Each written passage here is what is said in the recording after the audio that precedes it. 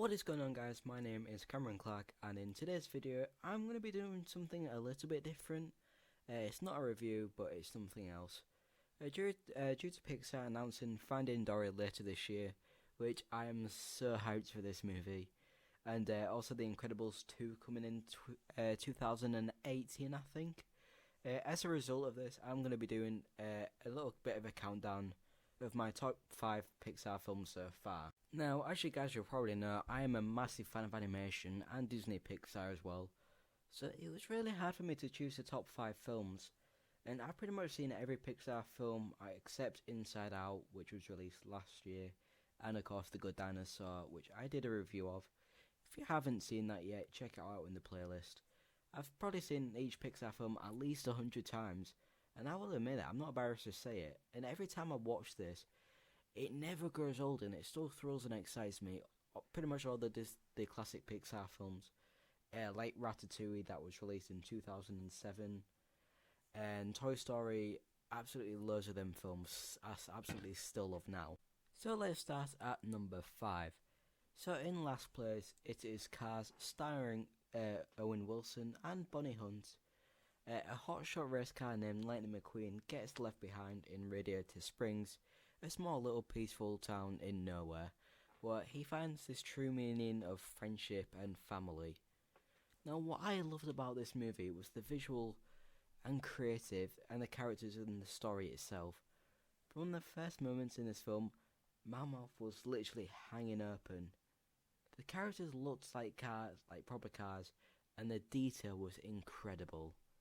Also, the creativeness of talking cars as well, as this was probably the first of its kind that I remember. And the characters were also amazing and funny as hell. For example, Terminator, and I absolutely adored him when I was a kid. The only problem with this movie was the plot was a little bit too slow, and it kind of dragged out a little. And Cars is the longest film by Disney, with a runtime of about 112 minutes, I think, almost a couple of hours. But it is the longest film that Disney Pixar have done. At number 4 is Ratatouille. Once again, I love the characters, including Remy, Emile, his best friend, Chef Linguini as well. I also love the amount of detail of the music in this movie. And the only small issue with this film is more detail was spent into the animation, I think, side of the movie rather than the script. But overall, Ratatouille is a great movie, and it is at number 4. At number 3 is Finding Nemo, which was released in 2003, starring Albert Brooks and Ellen DeGeneres. I don't know how you pronounce the last name, but still.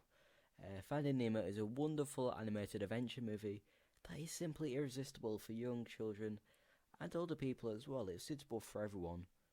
There are some very fun and great characters in this film, which only brings me into the only slight little problem that I have with this movie, is that there are too many minor characters. There are tons of characters in this film, and I really would have loved like some of the characters getting a little bit of a bigger role, with some more importance to the story, instead of meeting character after character that are only on screen for more than like 5 minutes, such as the sharks and the mackerel as well that appear in like a group. Sure is good for the sense of adventure, but it leaves some missed opportunities to make the story even more fun than it already is. But I still remember when they released this back in cinemas into 3D a couple of years ago, and once again I was blown away by the effects. Also, Beyond the Sea, written by Robbie Williams, is probably the best soundtrack that him and Disney Pixar have created. At number 2 is Monsters Inc., starring Billy Crystal and John Goodman. In order to power the city, monsters have to scare children so that they can scream. However, the children are toxic to the monsters, and after a child gets through, which of course it is Boo, two monsters realise things may not be what they think.